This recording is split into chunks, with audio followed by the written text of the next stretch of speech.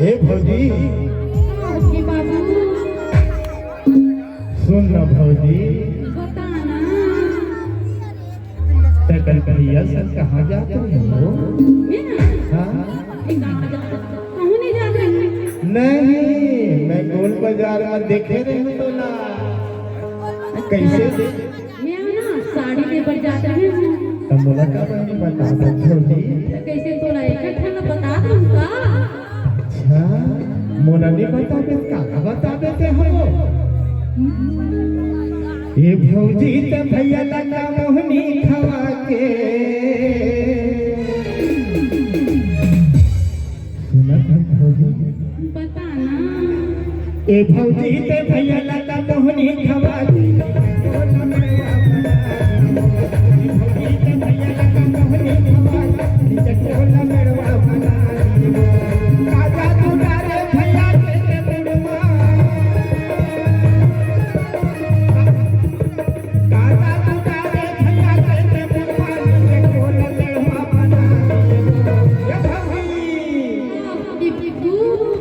ये भौजी के भैया लगा मोहनी खवा के चटोला मेरवा बना ये भौजी के भैया लगा मोहनी खवा के चटोला मेरवा बना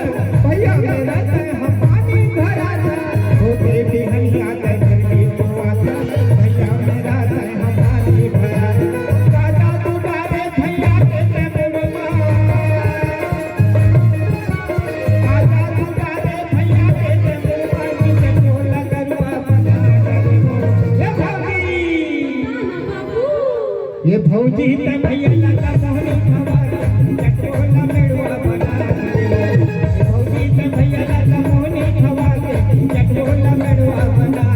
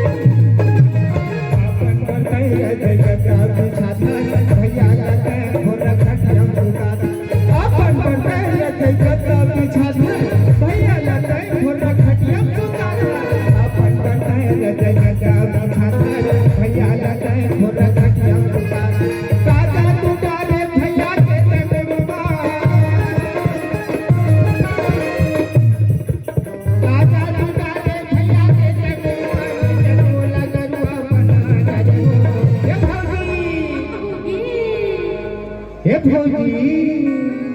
सुना तो हाँ ये भौजी का भैया लगा मोहनी खवा के चटोला मेरवा बना ये भौजी का भैया लगा मोहनी खवा के चटोला मेरवा बना ये भौजी का भैया लगा मोहनी खवा के चटोला मेरवा बना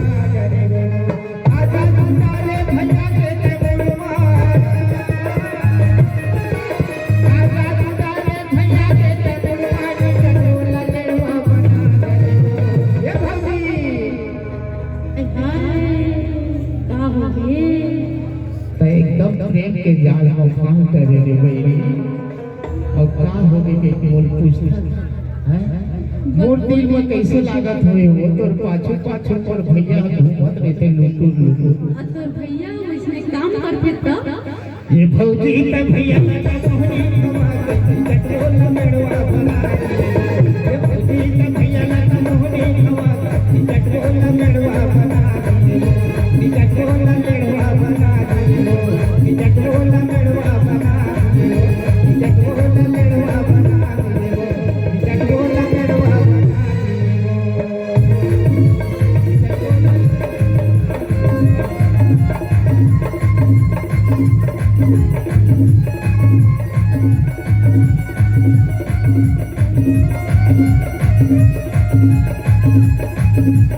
चटोला मेड़वा बना